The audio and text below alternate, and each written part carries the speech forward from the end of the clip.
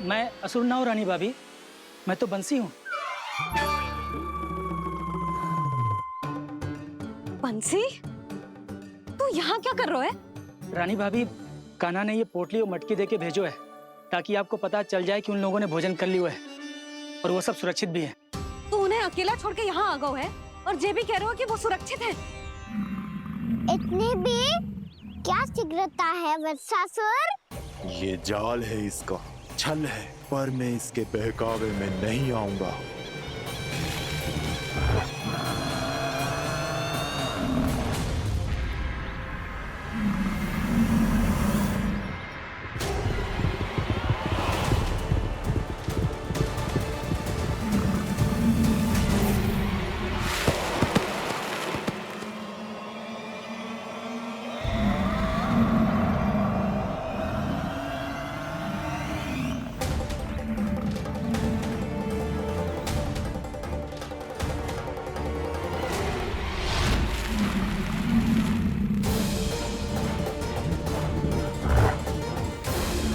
कब तक बच पाएगा तू?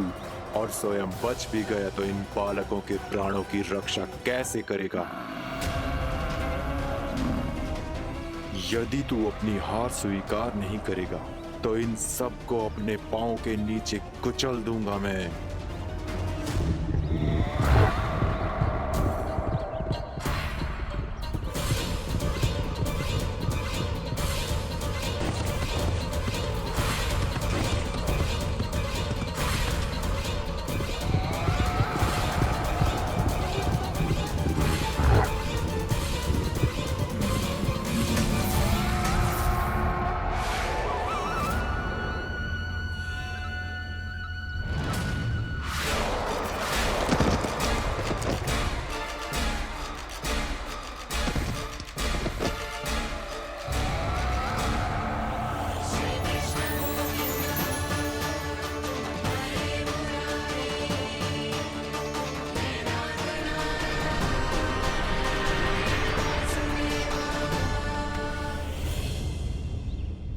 उलझन में क्यों प्रमिला? रामीला, पर मैं तो वत्सासुर हूँ। अब हो, पर वत्स से पहले तो प्रमिला थे, माँ भली असुर। तो फिर मैं वत्सासुर कैसे बना प्रभु? एक बार तुम माँ ऋषि वशिष्ठ के आश्रम गए थे। यक्षों, गंधर्वों और देवताओं तक को पराजित करके जिसने अपने अधीन कर लिया, वो मुरुपुत्र प्रमिलासुर आपके द्वार पर खड़ा है।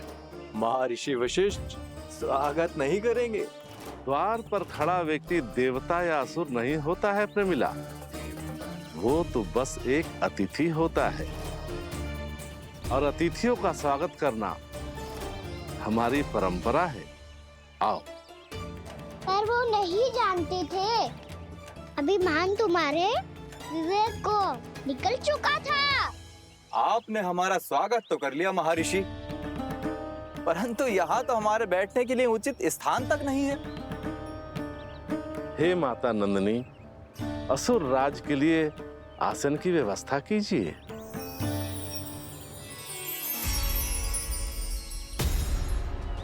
विराजिए असुर राज।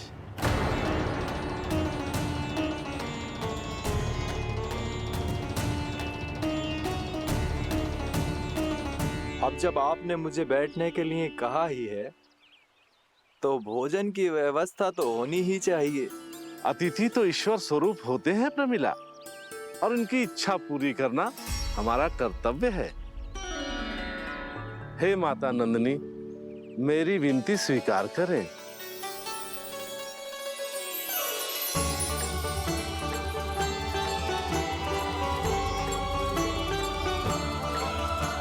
आरंभ करो प्रमिला। ये तो बहुत ही चमत्कारी गाय है, किसी भी मूल्य पर इसे प्राप्त करना ही होगा मुझे। फिर तुमने ऋषि वशिष्ठ से नंदिनी को पाने की योजना बनाई और कुछ ही दिन के बाद ब्राह्मण का रूप लेकर उनके आश्रम पहुंच गए। कहिए ब्राह्मण देव, मैं आपकी क्या सेवा कर सकता हूँ? महर्षि वशिष्ठ के आश्रम आया हूँ। रिक्त हाथ वापस लौटना तो संभव ही नहीं है। ईश्वर की कृपा से आपके मन में जो है वो सब मिलेगा। अपनी इच्छा प्रकट कीजिए ब्राह्मण देव। तो महर्षि, ये गाय मुझे दान में दे दीजिए। गाय मुझे दान में दे दीजिए। किस सोच विचार में पड़ गए महर्षि? क्या आप ब्राह्मण की इच्छा पूरी किए बिना ही उसे आश्रम से लौटा देंगे? किंतु इस ढोंगी के कुचक्र में मत फंसिए महर्षि। ये ब्राह्मण नहीं, असुर प्रमीला है, जो छल में मुझे आपसे छीनने आया है। छल? मेरे साथ छल करता है दुष्ट? तुझे इस कपट का दंड अवश्य मिलेगा। माता नंदिनी, इसके कुकर्म का फल दीजिए। तूने एक दिव्य गाय को पाने के लोभ में अपना वेश बदला था। अब मैं तुझे श्राप देती हूँ, तेरा वेश सदा सदा के लिए बदल जाएगा। इसी क्षण से गाय का बछड़ा अर्थात वत्स बन जाएगा तू वत्सासुर, बन जाएगा तू वत्सासुर। ये क्या हो रहा है मुझे?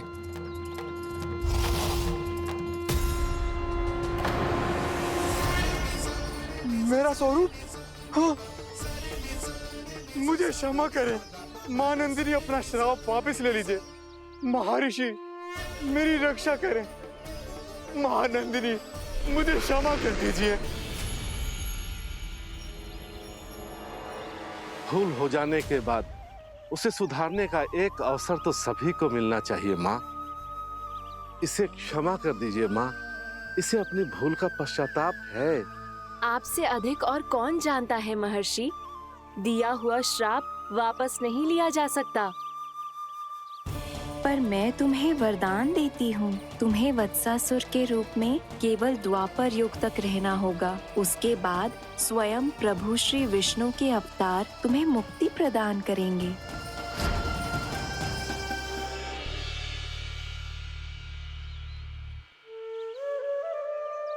मुझ जैसे मूर्ख अभिमानी दुष्ट को भी आपने मुक्ति प्रदान की प्रभु।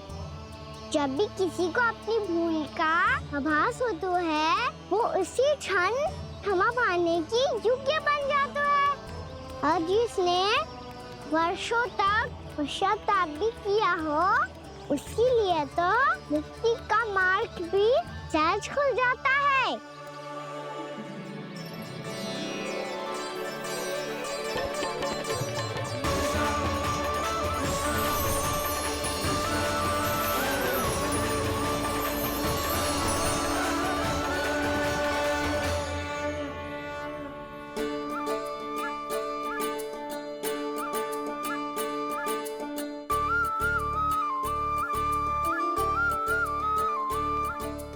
यशोदा,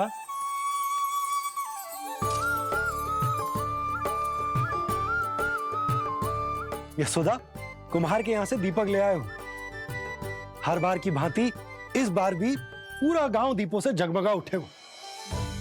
वृंदावन में जे हमारी पहली दीपावली है और जे हम बड़ी धूमधाम से मनाएंगे। रानी भाभी, तोरण के रूप में जे टांग दो दौर पे। हाँ, टांग दे। अरे ठहरो, बंसी, जे तोरण थोड़ी ना है। तोरण तो आम के पत्तों और गेंदे के फूल का बनता है। जे किसने कही तुझे ऐसे टांगने के लिए? तोरण क्यों टांगते हैं पता है? हे नारायण, तोरण इसलिए टांगते हैं ताकि बुराई और नकारात्मकता को हम द्वार के बाहर ही रोक दें और भीतर उन शक्तियों को आमंत्रित करें जो ऊर्जा, उत्साह और दिव्यता से भरी हो, जैसे मैया लक्ष्मी। रानी भाभी, ये बात समझ में ना आई कि तोरण में केवल आम के पत्तों और गेंदे के फूलों को ही क्यों लगाया जाता है? वो इसलिए बंसी, क्योंकि आम के पत्ते घर के भीतर की दूषित वायु को खींचकर बाहर निकाल देते हैं और किसी भी प्रकार की नकारात्मक ऊर्जा को उसका हरा रंग घर के भीतर प्रवेश ना करने देते और आंखों को शांति और सुखद अनुभव कराते है, वो बात अलग। इसी प्रकार से गेंदे के फूल भी किसी भी प्रकार की नकारात्मक ऊर्जा को घर के भीतर प्रवेश ना करने देते और उनकी गंध से कीड़े मकोड़े भी घर से दूर ही रहते हैं। समझ में आई बात? जी समझ गए हो। हाँ तो समझ गए हो तो जा ना, शीघ्र आम के पत्ते लेके आजा। जी यशोदा, अपने कान्हा के गौचारण से लौटने की प्रतीक्षा में तुम जितनी व्याकुल हो ना, उतना व्याकुल तो अयोध्यावासी भी ना थे भगवान श्री राम के वनवास से लौटने पर। हर मैया के लिए उसका लल्ला श्री राम ही होता है। अच्छा एक बात बताओ, तुम अपने श्री राम, मेरा अर्थ है कि तुम्हारे लल्ला की प्रतीक्षा ऐसे ही भूखे प्यासे खड़े रहकर इस द्वार पर करने वाली हो क्या? भोजन की स्मृति सता रही है आपको? अपने लल्ला की कोई चिंता ना है। सारे बालक वन में अकेले हैं, अब तो बंसी भी यहाँ आ गए हैं। नारायण ही रक्षा करे उन सबकी, कहीं कोई अनहोनी ना हो जाए। इतने घने वन में कहीं कोई पशु या कोई राक्षस आ गो तो? अभी तो कह रही थी कि तुम्हारा लल्ला श्री राम है। अरे श्री राम तो 14 बरस का वनवास काटकर सुरक्षित अपने घर लौट आए थे। तुम्हारा लल्ला तो सवेरे गया है गौचरण को, गोधूली के पहले वापस आ जाएगा। चिंता मती करो यशोदा, अकेले रहकर सब संभालेगो तभी तो हर परिस्थिति का सामना अच्छे से कर पाएगो।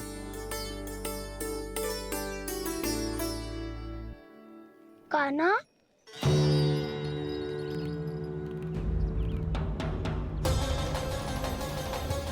अब की बार तो पूरा फंस गया। अब इस स्थिति को कैसे संभालूं? जी कैसे हो? जी वत्स तो हमारो ना है। जी वत्स तो है ही ना। जी तो एक बहुत भयानक राक्षस लग रहा है।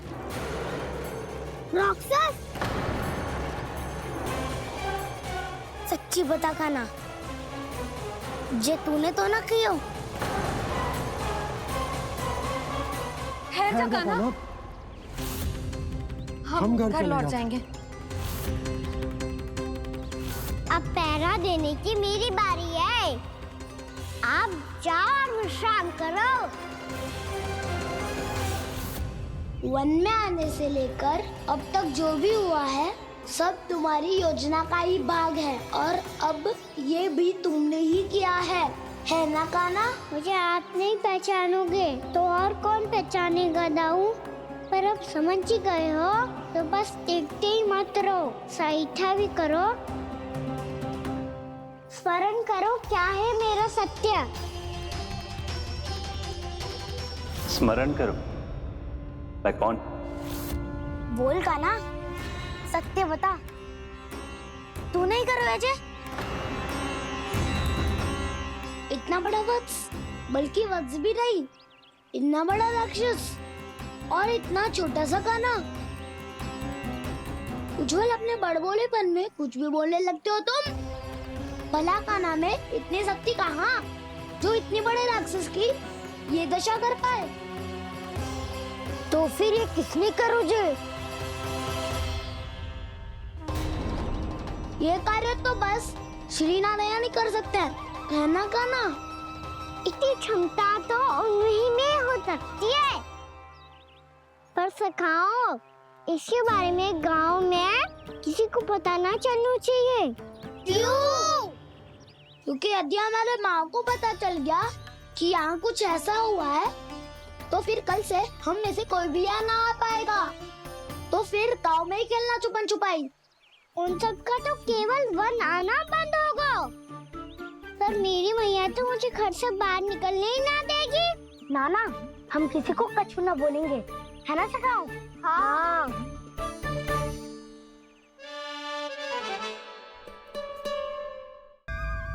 क्या होगा हो सकता? तो हाँ क्यों ना कह रहा है? क्योंकि हम यदि वन में आते ही रहे और ऐसे ही भयानक राक्षस या पशु ने हम पर फिर से आक्रमण कर दिया तो कान्हा, है ना? मेरे कहने का अर्थ है कि श्री नारायण है ना, जैसे उन्होंने आज हमारे प्राणों की रक्षा की, भविष्य में भी वही करेंगे। तो चलो और सारे के सारे खाद होली का समय हो गया है, वापस चलना चाहिए। मना तो कर दिया है, पर ये सब मानेंगे यदि इनमें से किसी ने भी भैया के सामने मेरा पेट खोल दिया तो?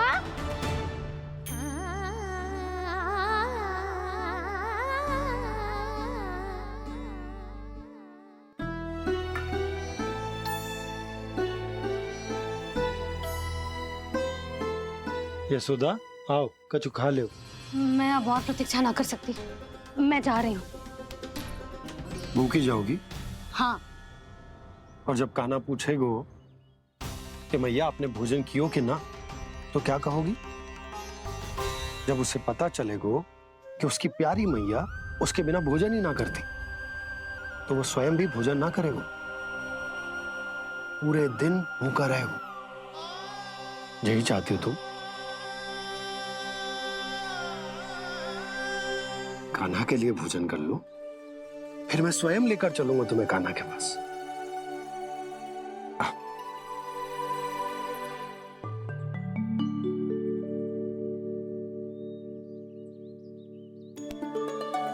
आपने कान्हा का नाम लियो है, इसीलिए खा रही हूँ।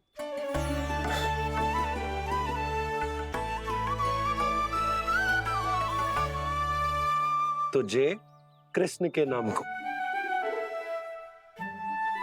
जय बात।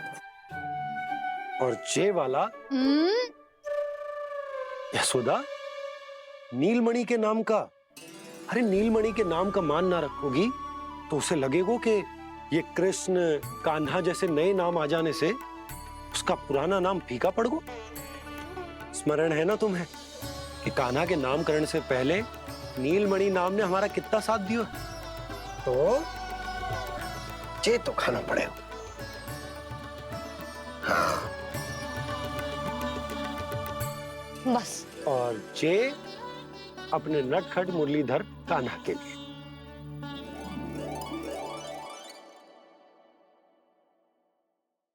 लल्ला का नाम ले लेके आपने पूरा भोजन करा दियो। अब चलो, ले चलो मुझे उसके पास। आपने कही थी ना? हाँ यशोदा, ये लो।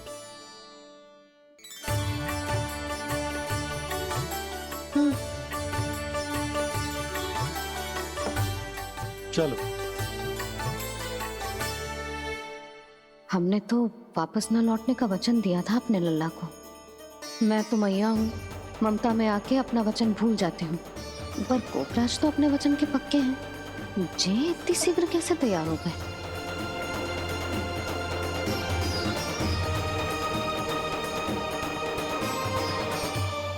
स्मरण है ना, आज जो हुआ है उसके बारे में कोई एक शब्द भी ना बोलेगा।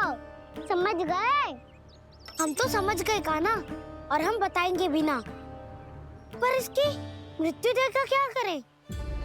यदि किसी गांव वाले ने देख लिया तो हमें तो बताने की आवश्यकता ही ना पड़ेगा। चिंता मत करो, श्री नारायण सब संभाल लेंगे। ये जहाँ से आया है वही पहुँचा देंगे इसे। वाह दाऊ, क्या सुझाव दिया है आपने।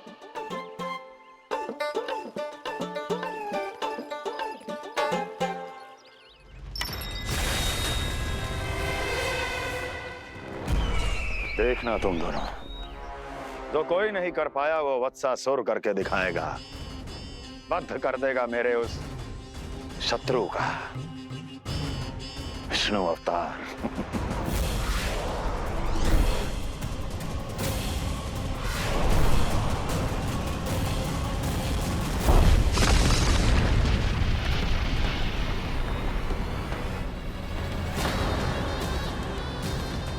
वत्सासुर! वत्सासुर!